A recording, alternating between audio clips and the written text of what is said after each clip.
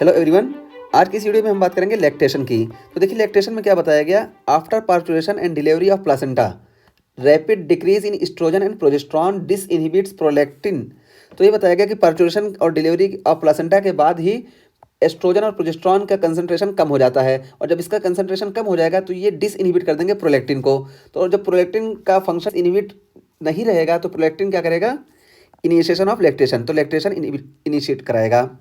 और उसके अलावा फिर क्या है, suckling is required to maintain milk production and ejection. फिर देखिए सकलिंग ज़रूरी है, maintain milk production and ejection. तो मिल्क प्रोडक्शन और इजेक्शन के लिए सकलिंग ज़रूरी है। और ये सकलिंग क्या होती है, सिंस इंक्रीज नर्व स्टिमुलेशन। ये सकलिंग होती है जब बेबी निप्पल को सक करता है तो ये हाइपोथैलेमस में स्टिमुलस जाती है और वहाँ से ऑक्सीटोसिन रिलीज होता है, इसी को हम बोलते हैं सकलिंग रिएक्शन। तो सिंस इंक्रीज नर्व स्टिमुलेशन होगा जिसकी वजह से इंक्रीज ऑक्सीटोसिन एंड प्रोलैक्टिन। तो ऑक्सीटोसिन भी इंक्रीज होगा जो कि इजेक्शन में जिम्मेदार होगा, मिल्क इजेक्शन में, और ये प्रोलैक्टिन ये मिल्क फॉर्मेशन में जिम्मेदार होगा। ये हमको देखने को मिलेगा।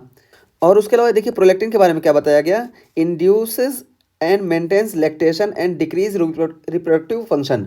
तो ये प्रोलैक्टिन जो होता है ये इंड्यूस करता है और मेंटेन करता है लैक्टेशन को, और ये डिक्रीज कर देता है रिप्रोडक्टिव फंक्शन को। तो रिप्रोडक्टिव फंक्शन प्रोलैक्टिन से क्यों डिक्रीज होता है, क्योंकि हाइपोथैलेमस को निगेटिव फीडबैक भेजता है जिसकी वजह से गोनेडोट्रोपिन रिलीजिंग हार्मोन हाइपोथैलेमस से सीक्रेट नहीं होता है, और जब ये सीक्रेट नहीं होगा तो एफएसएच और एलएच सीक्रेट नहीं होगा। इस वजह से प्रोलैक्टिन जो होता है ये डिक्रीज रिप्रोडक्टिव फंक्शन करता है। और ऑक्सीटोसिन की हम बात करें तो देखिए assist in milk let down. तो ये मिल्क लेट डाउन के लिए जिम्मेदार होता है, मिल्क इंजेक्शन के लिए। ऑल्सो प्रमोट्स यूट्राइन कॉन्ट्रैक्शन, और ये यूट्राइन कॉन्ट्रैक्शन में भी हेल्प करता है। और उसके बाद फिर बताया गया breast milk is the ideal nutrition for infants. तो इन्फेंट्स के लिए ब्रेस्ट मिल्क ही आइडियल न्यूट्रिशन है। और कब तक, less than 6 month of old. तो 6 साल से छोटे बच्चों में यही ब्रेस्ट मिल्क ही सबसे आइडियल न्यूट्रिशन है। और उसके बाद बताया गया कंटेंस इम्यूनोग्लोबुलिन्स। तो इसमें ब्रेस्ट मिल्क में होता क्या है, इम्यूनोग्लोबुलिन्स होता है और कन्फर्मिंग पैसिव इम्यूनिटी।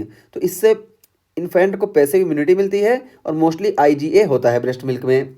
और ब्रेस्ट मिल्क में मैक्रोफेज होता है, लिम्फोसाइट्स होते हैं, ठीक है। और उसके बाद फिर क्या है, breast milk reduces infant infections and is associated with decrease risk of child to develop asthma, allergies, diabetes, mellitus and obesity.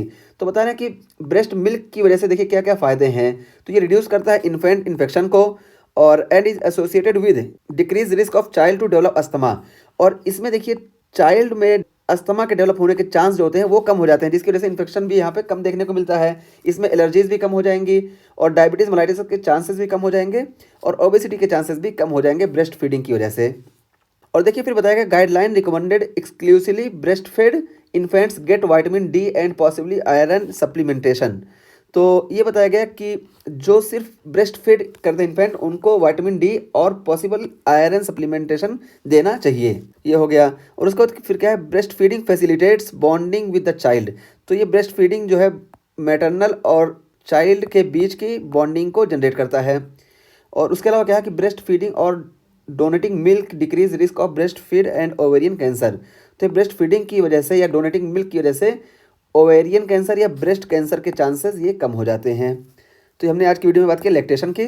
तो लैक्टेशन में ये एस्ट्रोजन और प्रोजेस्टेरॉन का क्या रोल है, और उसके अलावा सकलिंग रिफ्लेक्स क्या होता है, उसमें ऑक्सीटोसिन कैसे काम करता है, और ये प्रोलैक्टिन का हमने बात की कि प्रोलैक्टिन कैसे काम करता है, और प्रोलैक्टिन ये डिक्रीज रिप्रोडक्टिव फंक्शन क्यों करता है ये हमने बात कर लिया। और हमने ब्रेस्ट मिल्क की बात की कि ये कंपलसरी कब तक है, और ये भी बात किया कि ब्रेस्ट मिल्क में क्या क्या होते हैं, और ब्रेस्ट मिल्क से किस किस चीज़ से बच्चे को छुटकारा मिल जाता है। और उसके अलावा फिर गाइडलाइंस जो है वो हमने बात की, और ब्रेस्ट फीडिंग की वजह से हमने देखा कि decrease risk of breast cancer and ovarian cancer ये होता है।